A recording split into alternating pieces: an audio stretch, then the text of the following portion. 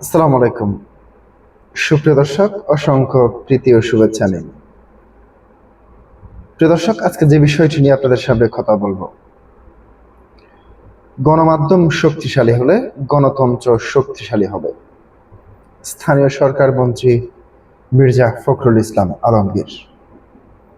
প্রিয় দর্শক, তিনি কোন গণমাধ্যমের কথা বলছেন সেটি আমার বোধগম্য নয়, কারণ আপনারা জানেন গত 5 অগাস্ট সাবেক প্রধানমন্ত্রী শেখ হাসিনা দিল্লি থেকে একটি সংবাদ সম্মেলনে বক্তব্য দেওয়ার কথা ছিল।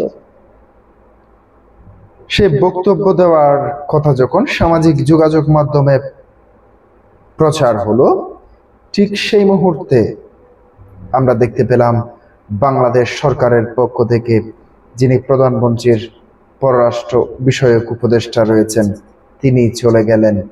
তিনি তলব করলেন ভারতের হাই কমিশনারকে। হঠাৎ করে ভারতের হাই কমিশনার দীনেশ ত্রিবেদীকে তলব করে যে কথাটি বললেন, যাতে শেখ হাসিনা কোনো ধরনের বক্তব্য তিনি দিতে না পারেন। প্রিয় দর্শক, শেষ পর্যন্ত কি হলো? সরকার কি সেই শেখ হাসিনার দেওয়া ভাষণ আটকাতে পেরেছেন? না, শেখ হাসিনার দেওয়া ভাষণ আটকাতে পারেননি। তবে সরকার যেটি করেছে সেটি হচ্ছে, শেখ হাসিনার ভাষণ বাংলাদেশে কোনো গণমাধ্যমকে প্রচার করতে দেয়নি।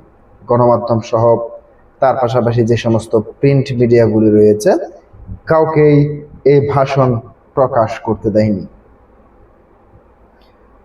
কিন্তু বাংলাদেশের কোনো গণমাধ্যম ছাড়া কি বিশ্বে আর কোনো গণমাধ্যম নেই, কিংবা আর কোনো কিছু নেই? আজকাল তো ব্যারিস্টার রুমিন ফারহানার মতে প্রত্যেকের হাতে হাতে গণমাধ্যম রয়েছে।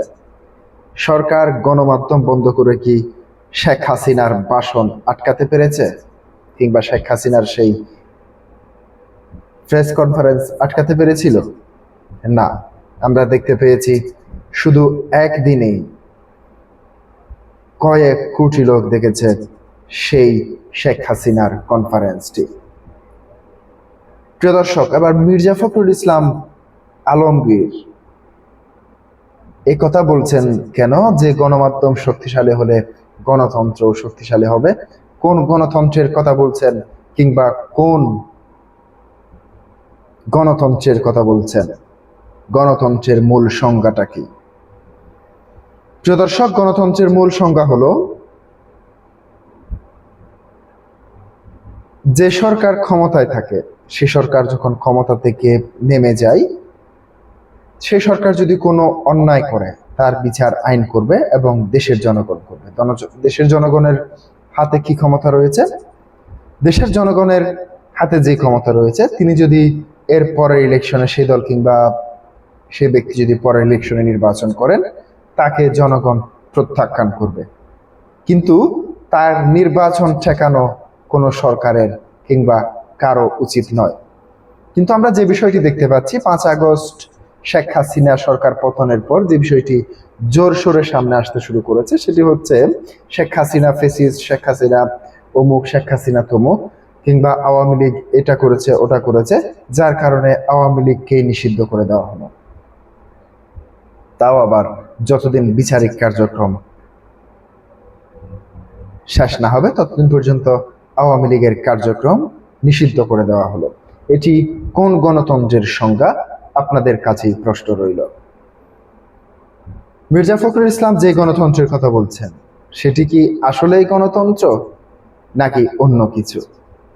সে প্রশ্নটি উঠছে। আমরা দেখতে পেলাম শেখ হাসিনার সে ভাষণ ঠেকাতে না পেরে সরকার বিভিন্ন গণমাধ্যম সহ বিভিন্ন ইয়ার মাধ্যমে সে বক্তব্যটি কিন্তু সামাজিক যোগাযোগ মাধ্যমে প্রচার হয়েছে, ফেসবুক, ইউটিউব কিংবা বিভিন্ন লাইভের মাধ্যমে। সেখানে লক্ষ লক্ষ হাজার কোটি কোটি মানুষ সে ভিডিও দেখেছে। প্রিয় দর্শক, আজকে পর্যন্তই। আসসালামু আলাইকুম ওয়া রাহমাতুল্লাহ।